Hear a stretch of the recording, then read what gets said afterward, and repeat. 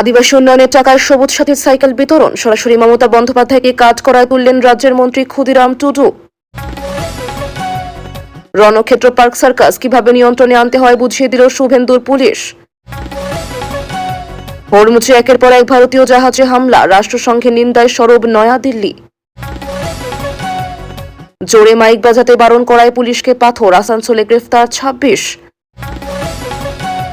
শুভেন্দুকে হারাতে ১০০ কোটি টাকা বাজেট রেখেছিল তৃণমূল, ফাঁস করলেন শহীদুল। উত্তাল পার্ক সার্কাস, পুলিশকে লক্ষ্য করে ইট বিক্ষোভকারীদের, কেন্দ্রীয় বাহিনীর বাসে ভাঙচুর, গ্রেফতার ২০। নানুরে বিজেপি কর্মীদের টাকা ফেরালো তৃণমূল, অনুগামীদের কীর্তিতে কি বললেন কাজল। অন্নপূর্ণা ভান্ডারে ৩,০০০ টাকা পেতে কোথায় আবেদন, জানিয়ে দিল সরকার। হকার মুক্তি শিয়ালদহ হাওড়া স্টেশন, রেলের তৎপরতায় উধাও অবৈধ স্টল, কি বলছেন যাত্রীরা। পরের নির্বাচনে তৃণমূল নামের কোনো দল থাকবে না, ফলতায় দাঁড়িয়ে ভবিষ্যৎবাণী শ্রমিক ভট্টাচার্যের। শ্রমিকদের থেকে জোর করে টাকা আদায়ের অভিযোগ, গ্রেফতার কৃষ্ণনগরে এক পঞ্চায়েত সমিতির কৃষি কর্মাধ্যক্ষ। বিএসএফকে জমি হস্তান্তরের নির্দেশ মুখ্যমন্ত্রীর, কাঁটাতারের জন্য জমি দেখতে বনগাঁয় মন্ত্রী অশোক কীর্তনিয়া। দক্ষিণ পশ্চিম ও দক্ষিণ পূর্ব বঙ্গোপসাগরে ঢুকে পড়েছে বর্ষা, রাজ্যের জন্য বড় আপডেট হাওয়া অফিসের। চাই ফিট পুলিশ, বেড নেই অজুহাতে রোগী ফেরানো যাবে না, মুখ্যমন্ত্রীর একগুচ্ছ করা দাওয়াই। ভারতের নাগরিক না হলে সমস্ত রকম সরকারি সুবিধা বন্ধ করা বার্তা খাদ্য ও সমবায় মন্ত্রীর।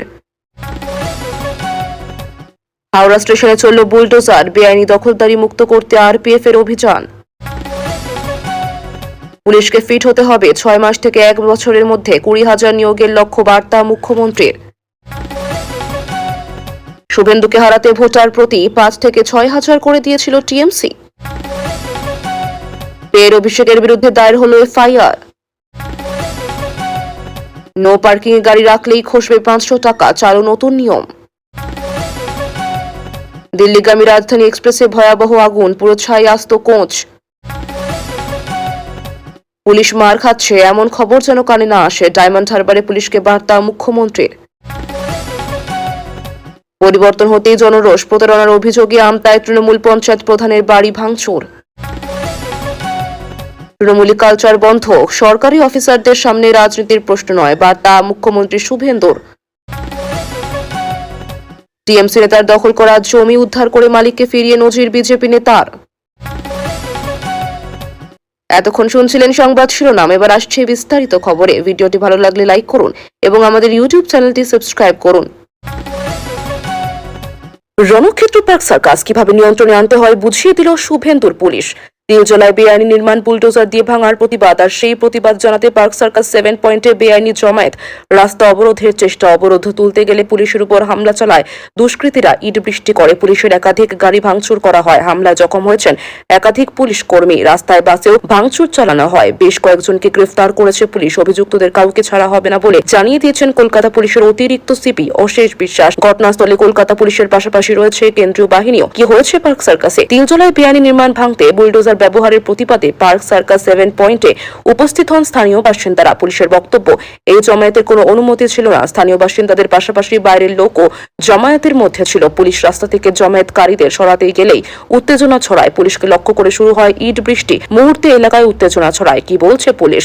স্থানীয় বাসিন্দাদের এই অবৈধ জমায়েতে বাইরের লোকও মিশেছিল বলে পুলিশ জানিয়েছে। ইন্টেলিজেন্সের তথ্য পেয়ে আগে থেকেই প্রস্তুত ছিল পুলিশ, সেজন্য বড় ঘটনা এড়ানো গিয়েছে বলে জানালেন কলকাতা পুলিশের অতিরিক্ত সিপি অশেষ বিশ্বাস। তিনি বলেন, অবৈধ জমায়েত হয়েছিল, রাস্তা অবরোধের চেষ্টা করছিল, পুলিশ হঠাৎ গিয়েছিল, তখন পুলিশের উপর হামলা চালায়, পুলিশের 3টি গাড়িতে ভাঙচুর চালায়। পুলিশের উপর হামলাকারীদের ছাড়া হবে না বলে হুঁশিয়ারি দিয়ে তিনি বলেন, এর পিছনে কারা রয়েছে আমরা খতিয়ে দেখছি, সবাইকে গ্রেফতার করা হবে, কড়া পদক্ষেপ করা হবে।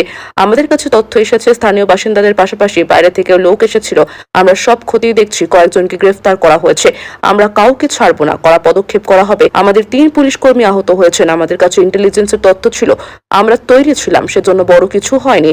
বিক্ষোভকারীদের উপর লাঠিচার্জের অভিযোগ নিয়ে তিনি বলেন, পুলিশের উপর হামলা হলে লাঠিচার্জ হবেই, জেন্ডার দেখা হবে না। শুভেন্দুকে হারাতে ১০০ কোটি টাকার বাজেট রেখেছিল তৃণমূল, ফাঁস করলেন শহীদুল।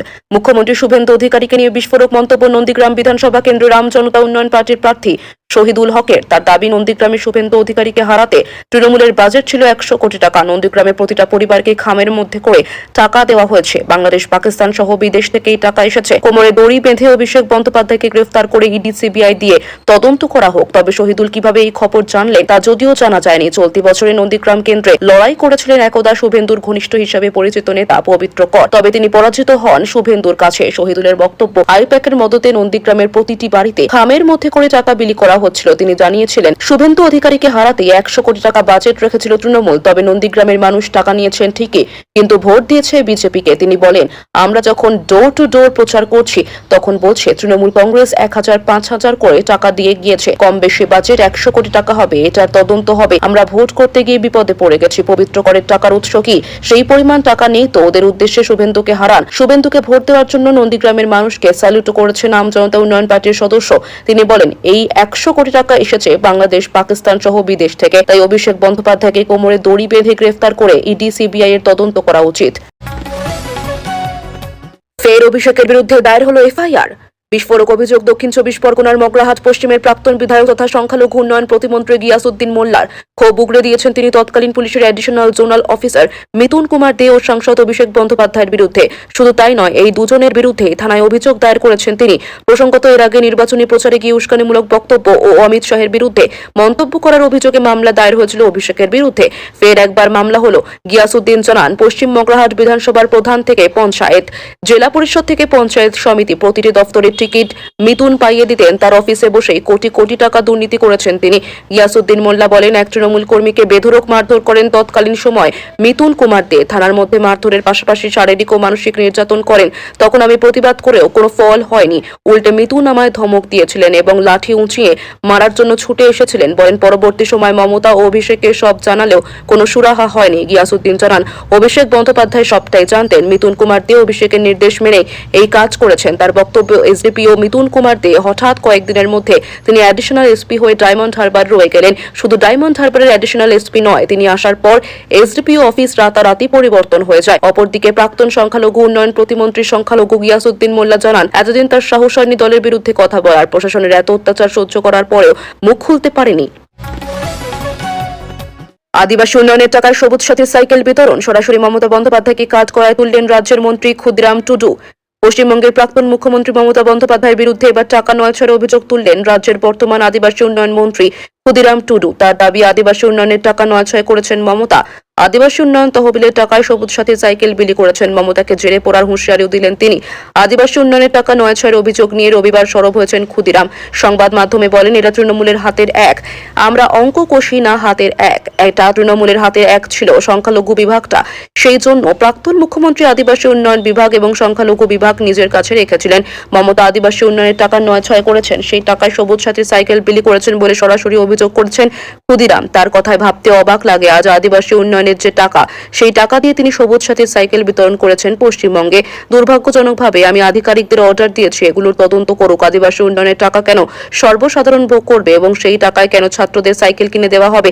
টাকা নয়ছয়ের অভিযোগ প্রমাণিত হলে গ্রেফতার করে জেলে পাঠানোর হবে বলেও হুঁশিয়ারি দিয়েছেন ক্ষুদিরাম। তার বক্তব্য, যারা দোষী সাব্যস্ত হবে তাদের গ্রেফতার করে জেলে পাঠানো হবে। প্রাক্তন মুখ্যমন্ত্রীও দোষী প্রমাণিত হলে জেলে যেতেই হবে। এটা কেউ রুখতে পারবে না, যেই হন না কেন, যত বড় অফিসারই হন না কেন, আইএএস, আইপিএস, চুনোপুটি, সবাই শাস্তি পাবে।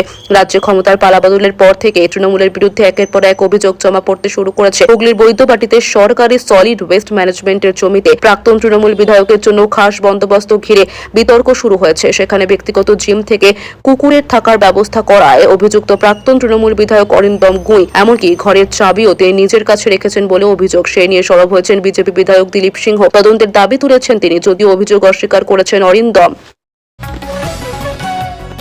হাওড়া স্টেশনে চলল বুলডোজার। বেআইনি দখলদারি মুক্ত করতে আরপিএফ এর অভিযান। হাওড়া স্টেশন চত্বরকে বেআইনি দখলদার মুক্ত করতে পদক্ষেপ। রেল যাত্রীদের সুবিধার্থে বেআইনি দখলদার মুক্ত করতে অভিযান। বেআইনি দখলদার মুক্ত করতে চলল বুলডোজার। দীর্ঘদিন হাওড়া স্টেশন সংলগ্ন এলাকার বহু জায়গা দখল করে রেখেছিল বেআইনি দখলদাররা। হাওড়া স্টেশন ও সংলগ্ন এলাকায় মানুষের যাতায়াতের সুবিধার্থে বেআইনি দখলদার মুক্ত অভিযান। হাওড়া স্টেশন চত্বর বেআইনি দখলদার মুক্ত করতে আরপিএফ এর অভিযান। পুলিশের তরফে মাইকিং করে বলা হয়, যারা প্যাসেঞ্জার স্টেশনে চলে যান, যারা বাস ধরবেন বাস ধরুন, এখানে এখানে কোনো নাটক হচ্ছে না, আপনারা প্লিজ নিজের কাজ করুন, প্রশাসনকে প্রশাসনের কাজ করতে দিন। এরপরে চালানো হয় বুলডোজার। দীর্ঘদিন ধরে হাওড়া স্টেশনের ক্ষেত্রে অভিযোগ ছিল স্টেশনে ঢোকার যে রাস্তা সেখানে বেআইনি দখলদাররা ডালা ঠেলাগাড়ি ঘুমটি দিয়ে অনেকটি ধরে দখল করে রেখেছিল। যাতায়াতের পথ আটকে রাখা হতো। নিত্যযাত্রী এবং দূরপাল্লার ট্রেন যাত্রীরা অনেকদিন ধরে অসুবিধায় পড়ছিলেন। সমস্যা হওয়ায় একাধিকবার অভিযোগও জানিয়েছিলেন তারা, কিন্তু এতদিন কোনো লাভ হয়নি, কোনো পদক্ষেপ হয়নি। দূরপাল্লা ট্রেনের যাত্রীরা অনেকদিন ধরে অসুবিধায় পড়ছিলেন। সমস্যা হওয়ায় একাধিকবার অভিযোগও জানিয়েছিলেন তারা, কিন্তু এতদিন কোনো লাভ হয়নি, কোনো পদক্ষেপ নেওয়া হয়নি। দূরপাল্লা ট্রেনের যাত্রীদের সঙ্গে ট্রলি ব্যাগ থাকে, অন্যান্য ব্যাগ থাকে। হাওড়া স্টেশনে ঢোকার মুখে এভাবে বেআইনি দখলদারদের জমায়েত থাকার দরুন যাতায়াতে অসুবিধা হতো তাদের। বিগত কয়েকদিন ধরেই হাওড়া স্টেশন চত্বরে আরপিএফ এর তরফে মাইকিং করে বলা হচ্ছিল যে যারা বেআইনিভাবে হাওড়া স্টেশনে ঢোকার রাস্তা দখল করে রেখেছেন তারা যেন নিজেদের ডালা ঠেলা গুমটি সরিয়ে নেন। লাগাতার মাইকিং এর পরেও যখন এইসব বেআইনি গুমটি ঠেলা সরানো হয়নি, তখন শনিবার রাতে বুলডোজার নিয়ে অভিযান চালায় আরপিএফ। দিল্লিগামী রাজধানী এক্সপ্রেসে ভয়াবহ আগুন, পুরো ছাই আস্ত কোচ। রাজধানী এক্সপ্রেসে ভয়াবহ আগুন। তিরুবনন্তপুরম থেকে দিল্লি যাচ্ছিল ট্রেনটি। পথে মধ্যপ্রদেশের রতলমের কাছে আগুন ধরে যায় ট্রেনটিতে। দাউ দাউ করে জ্বলে যায় B1 কোচ। সূত্রের খবর, জানলা ভেঙে ইতিমধ্যে 68 জন যাত্রীকে নিরাপদে উদ্ধার করা সম্ভব হয়েছে। জ্বলন্ত কোচটিকে বাকি ট্রেন থেকে আলাদাও করে ফেলা হয়েছে। শর্ট সার্কিট থেকে আগুন বলে প্রাথমিক তদন্তে মনে করা হচ্ছে। এই ঘটনায় হতাহতের কোনো খবর না থাকলেও স্বভাবতই ব্যাপক আতঙ্ক ছড়িয়েছে যাত্রীদের মধ্যে। তাদের মধ্যে বেশ কয়েকজন অসুস্থ হয়ে পড়েছেন। ভোর রাতে দিকে যখন আগুন লাগে তখন বেশিরভাগ যাত্রী ঘুমের মধ্যে ছিলেন। যাত্রীরা বলছেন প্রথমে কোচের একটি অংশে ধোঁয়া দেখা যায়, তারপর দাউ দাউ করে জ্বলে যায় কোচ। কোচের মধ্যে চিৎকার চেঁচামেচি শুরু করে দেন যাত্রীরা। যদিও খবর পেয়ে ঘটনাস্থলে ছুটে যায় উদ্ধারকারী দল। পুরো কোচে আগুন ছড়িয়ে পড়ার আগেই কোচে থাকা সব যাত্রীদের উদ্ধার করা সম্ভব হয়। শুধু ওই কোচই নয়, পাশের কোচ থেকেও যাত্রীদের উদ্ধার করা হয়েছে। তবে আগুনের লেলিহান শিখার গ্রাসে B1 কোচটি সম্পূর্ণ ভস্মীভূত হয়ে গিয়েছে। টিএমসি নেতার দখল করা জমি উদ্ধার করে মালিককে ফিরিয়ে নজির বিজেপি নেতার। রানাঘাটে দীর্ঘদিন দখলে থাকা একটি জমি ফেরত পেল আসল মালিকের পরিবার। অভিযোগ, তৃণমূল নেতাদের ছত্রছায়ায় ওই জমিতে ক্লাব তৈরি করা হয়েছিল। আদালতের নির্দেশের পরেও জমি ছাড়া হয়নি বলেও দাবি পরিবারের। সরকার বদলের পর বিজেপি নেতাদের উপস্থিতিতে জমি উদ্ধার করা হয়। পরিবর্তন হতেই জনরোষ। প্রতারণার অভিযোগে আমতায় তৃণমূল পঞ্চায়েত প্রধানের বাড়ি ভাঙচুর। পালা বদলের পর থেকেই দিকে দিকে উঠছে আসছে ক্ষোভ। জনতার রোষের মুখে পালানোর পথ পাচ্ছেন না পূর্ববর্তী শাসক দলের নেতারা। এবার আমতায় জনরোষের মুখে তৃণমূল পঞ্চায়েতের প্রধান। রবিবার 7 সকালে তার বাড়ি ঘেরাও করে ব্যাপক তাণ্ডব চালান গ্রামবাসীরা। অভিযোগ, সরকারি প্রকল্পের নামে দিনের দিন টাকা আত্মসাৎ করেছেন পঞ্চায়েত প্রধান ও তার স্বামী। এবার রাজ্যের নতুন সরকার আসতেই দুর্নীতির বিরুদ্ধে সরব ভুক্তভোগীরা। রবিবার সকাল থেকে হুলুস থুলুস কাণ্ড। কাশমুলি গ্রাম পঞ্চায়েত প্রধান অঞ্জলি দলুইয়ের বাড়ি ঘিরে ফেলেন গ্রামবাসীরা। এরপরে শুরু হয় ব্যাপক উত্তেজনা। প্রধানের বাড়িতে রীতিমতো ভাঙচুর শুরু করেন ক্ষুব্ধ গ্রামবাসীরা। ইট ছুঁড়ে ভাঙচুর চলে জানলার কাজ। কার্যত ঠুকে ঠুকে ভেঙে ফেলা হয় এসি সিসি ক্যামেরাগুলি। কেন এমন জনরোষ আছড়ে পড়ল প্রধানের বাড়িতে? ক্ষুব্ধ গ্রামবাসীদের অভিযোগ, দিনের পর দিন প্রতারণা করে গিয়েছেন কাশমুলি পঞ্চায়েতের তৃণমূল পঞ্চায়েত প্রধান ও তার স্বামী। একের পর এক দুর্নীতির অভিযোগ তোলেন তারা। জানা গিয়েছে আবাসের ঘর পাইয়ে দেওয়ায় নামে টাকা আত্মসাৎ করেছেন প্রধান। 500 টাকা করে নিয়েও জব কার্ড আটকে রাখার অভিযোগ। শুধু তাই নয়, 100 দিনের কাজ দিতেও মোটা টাকা ঘুষ নেওয়ার অভিযোগ উঠেছে প্রধান ও তার স্বামীর বিরুদ্ধে। বিক্ষুব্ধ এক গ্রামবাসী জানান, অনেক দিন ধরে জব কার্ড দেবে বলে টাকা নিয়ে রেখেছেন পঞ্চায়েতের প্রধান স্বামী, কিন্তু জব কার্ড পায়নি কেউ। দিনের পর দিন দুর্নীতি সহ্য করেছেন পঞ্চায়েত এলাকার মানুষ। সরকারের পরিবর্তন হতে আছড়ে পড়েছে জনরোষ। বিক্ষোভের খবর পেতেই ঘটনাস্থলে পৌঁছয় জয়পুর থানার পুলিশ। গ্রামবাসীদের সরিয়ে পরিস্থিতি নিয়ন্ত্রণে আনা হয়। তবে এ বিষয়ে অভিযুক্ত পঞ্চায়েত প্রধান বা তার পরিবারের তরফে কোনো প্রতিক্রিয়া মেলেনি। ভারতের নাগরিক না হলে সমস্ত রকম সরকারি সুবিধা বন্ধ, করা বার্তা খাদ্য ও সমবায় মন্ত্রীর। ভারতের নাগরিক না হলে সমস্ত রকম সরকারি সুবিধা বন্ধ, বনগাঁয় সাংবাদিক বৈঠকে জানালেন খাদ্য ও সমবায় মন্ত্রী অশোক কীর্তনিয়া। এসআইআর এর নাম বাদ গেলে মিলবে না কোন রকম সরকারি সুবিধা, মিলবে না রেশন, বাতিল হবে রেশন কার্ডও। ট্রাইব্যুনাল ও সিএএ তে আবেদন করলে পরিষেবা সচল থাকবে। সিএএ তে আবেদন করতে দেরি করলে বন্ধ হয়ে যাবে সরকারি পরিষেবা। খাদ্য দফতরকে দুর্নীতিমুক্ত করার আশ্বাস দিয়েছেন খাদ্য ও সমবায় মন্ত্রী অশোক কীর্তনিয়া।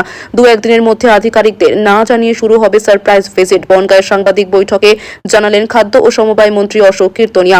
বনগাঁর সাংবাদিক বৈঠকে খাদ্য ও সমবায় মন্ত্রী অশোক কীর্তনিয়া বলেন, মুখ্যমন্ত্রী আমাদের ক্যাবিনেট মিটিং এ বলেছিলেন যারা এসআইআর এ ডিলিটেড হয়ে গিয়েছেন, কিন্তু কন্ডিশন হচ্ছে যারা ট্রাইব্যুনালে আছেন এবং সর্বোপরি যারা সর্বহারা উদ্বাস্তু মতুয়া সম্প্রদায়ের মানুষ আছেন তাদের কোনো সুযোগ সুবিধা থেকে বঞ্চিত করা হবে না। যারা উদ্বাস্তু মতুয়া সম্প্রদায়ের মানুষ আছেন, যারা সিএএ তে আবেদন করেছেন তাদের বাদ দেওয়া হবে না। কিন্তু বিগত দিনের মুখ্যমন্ত্রী প্রাক্তন মুখ্যমন্ত্রী মমতা বন্দ্যোপাধ্যায়ের হঠকারী সিদ্ধান্তের ফলে সর্বহারা উদ্বাস্তু মতুয়া সম্প্রদায়ের তারা সিএএ তে আবেদন করেনি, তাদের আমি বারবার বলছি অবিলম্বে সিএএ তে আবেদন করুন, না হলে শুধু রেশন কার্ড ডিলিট নয়, সব রকম সরকারি সুযোগ সুবিধার সবকিছু থেকে বঞ্চিত হবেন।